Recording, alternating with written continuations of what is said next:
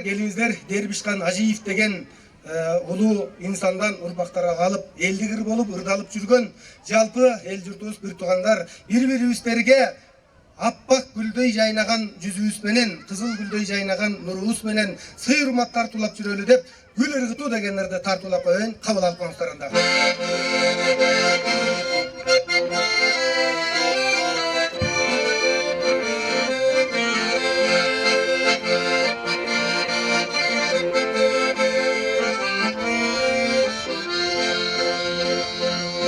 Kışta teptenç gökte yıldız mimiregen ayağına Mahabattın uçağında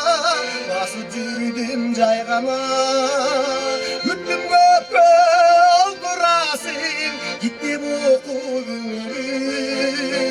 Unuttun bu badandı çıkaldın bütünü Unuttun bu sen badandı çıkaldın bütünü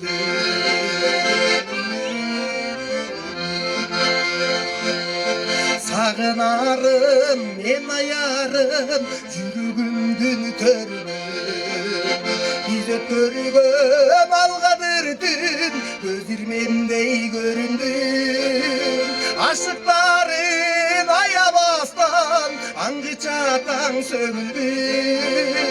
Толкуп бастым ишке шаштым тосуп кутман түнүмдү Толкуп бастым ишке шаштым тосуп кутман түнүмдү